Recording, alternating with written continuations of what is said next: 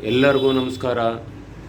ನಾಡಿನ ಜನಗಳಿಗೆಲ್ಲ ಶುಭೋದಯ. ಎಲ್ಲರಿಗೂ ಒಳ್ಳೆಯದಾಗಲಿ ಭಗವಂತ ಅಂತ ಹಾರೈಸ್ಕೊಂಡು ಪೂಜೆ ಮಾಡಿ ಎಲ್ಲರಿಗೂ ಇದು ಮಾಡಿದ್ವಿ. ಇವತ್ತು ಬುಧವಾರ 24ನೇ ತಾರೀಕು ಏಪ್ರಿಲ್ ತಿಂಗಳು 2024. ಇವಾಗ 7 ಗಂಟೆ 10 ನಿಮಿಷ ಆಗಿದೆ. ಆದರೆ ಇವತ್ತು ಶನಿವಾರ, ಶನಿದೇವರು ಹುಟ್ಟಿದ ದಿನ. ಆದರೆ ಎಲ್ಲರಿಗೂ ಒಳ್ಳೆಯದಾಗಬೇಕು. ಶನಿವಾರ ಅಲ್ಲ, ಶನಿದೇವರು ಹುಟ್ಟಿದ ದಿನ.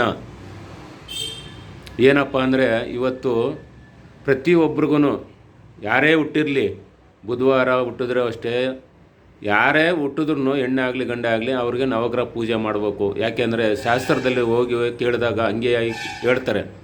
ಕೆಲವ್ರಿಗೆ ಗೊತ್ತಿರೋದಿಲ್ಲ, ಬುಧವಾರ ಹುಟ್ಟಿದ ಒಳ್ಳೆಯ ದಿನ ಬಿಡು, ಭೂದೇವಿ ವಾರ ಅಂತ ಹೇಳ್ತಾರೆ. ಆದರೆ ಶನಿದೇವರು ದಿನ, ಅವರು ಹುಟ್ಟಿದ ದಿವಸ ಅವ್ರಿಗೆ ಗೊತ್ತಿಲ್ಲ ಅಂದ್ರೂ 10-12 ವರ್ಷಕ್ಕೆ ಗೊತ್ತಾಗ್ಬಿಡ್ತದೆ. ಅವಾಗ ನವಗ್ರಹ ಶಾಂತಿ ಮಾಡಬೇಕು, ನವಗ್ರಹ ಪೂಜೆ ಮಾಡಬೇಕು. ಈ ಮಹಾನುಭಾವ ಒಳ್ಳೆಯನಾದ್ರೂ ಕೆಟ್ಟನಾಗ್ಬಿಡ್ತಾನೆ ಅಂತ ಅವಾಗ ನವಗ್ರಹ ಪೂಜೆ ಮಾಡಿಸ್ಕೊತಾರೆ.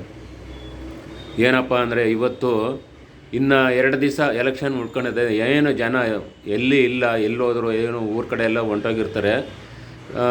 ಮಳೆ ಅಂತೂ ಇಲ್ಲ, ಬೆಂಗಳೂರಿಗಂತೂ ಮಳೆ ಕಾಣೋದು.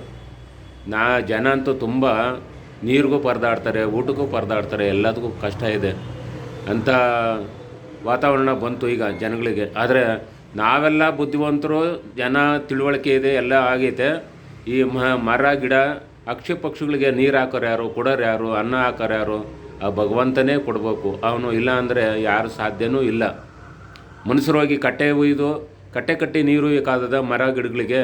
ಇಲ್ಲ ಅಕ್ಷಿ ಪಕ್ಷಿಗಳಿಗೆ ನೀರು ತಗೊಂಡು ಕೊಡೋಕ್ಕಾಗದ? ಇಲ್ಲ, ಭಗವಂತನೇ ಕೊಡಬೇಕು.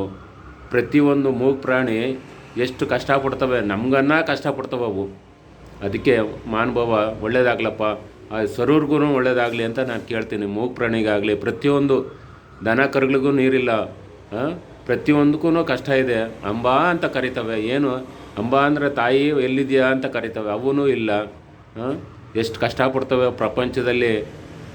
ಆದರೆ ನರಮನುಷ್ಯ ಭಾರಿ ಬುದ್ಧಿವಂತ, ಭಾರಿ ತಿಳುವಳಿಕೆ, ನಾನು ನಂದು ಅನ್ನೋದು ಅದು ತುಂಬ ಜಾಸ್ತಿ ಇದೆ.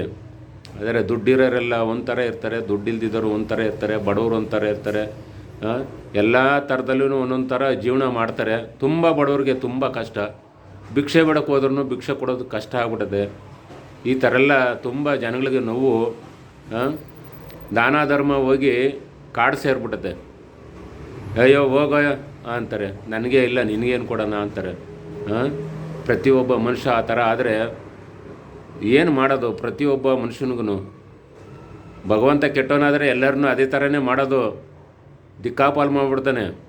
ಶನಿದೇವರು ಕಷ್ಟ ಕೊಟ್ಟರೆ ಒಂಥರಲ್ಲ, ತಂದೆ ತಾಯಿನೇ ದೂರ ಮಾಡ್ತಾನೆ, ಅಣ್ಣ ತಮ್ಮದಿರೇ ದೂರ ಮಾಡ್ತಾನೆ, ಹೊಟ್ಟೆಲಿ ಹುಟ್ಟಿದ ಮಕ್ಕಳೇ ದೂರ ಮಾಡ್ತಾನೆ, ಬಂಧು ಬಳಗನೇ ದೂರ ಮಾಡ್ತಾನೆ. ಆಮೇಲೆ ಮನಗೋಕ್ಕೂ ಜಾಗ ಇಲ್ದೇ ರೋಡಲ್ಲೆಲ್ಲ ಅಲಿಬೇಕಾಯ್ತದೆ, ಎಲ್ಲೋ ಒಂದು ಕಡೆ ಮನಗಬೇಕು. ಕೆಟ್ಟ ಹುಳುಗಳು, ಅವನು ಎಲ್ಲೋ ಮನಗದಾಗ ಹುಳುಗಳು ಕಚ್ಚುತ್ತವೆ, ಮೈಯೆಲ್ಲ ಹುಣ್ಣ ಆಯ್ತವೆ, ಗಾಯ ಆಯ್ತವೆ. ಆ ಪರಿಸ್ಥಿತಿಗೆಲ್ಲ ಭಗವಂತ ಮಾಡಿಬಿಡ್ತಾನೆ. ಎಲ್ಲ ಕಷ್ಟನೂ ಪರಿಹಾರ ಆಗಬೇಕಾದ್ರೆ ಭಗವಂತನ ಶನಿದೇವ್ರನ್ನ ಪೂಜೆ ಮಾಡಬೇಕು. ಇಲ್ಲಾಂದರೆ ಹುಣ್ಣು ಗಾಯ ಎಲ್ಲ ಆಗಿ ನಾನಾ ಥರ ಹುಚ್ಚಿನ ಥರ ಆಗಿ ಅಲಿತಾನೆ, ರೋಡೆಲ್ಲ ಅಲಿತಾನೆ.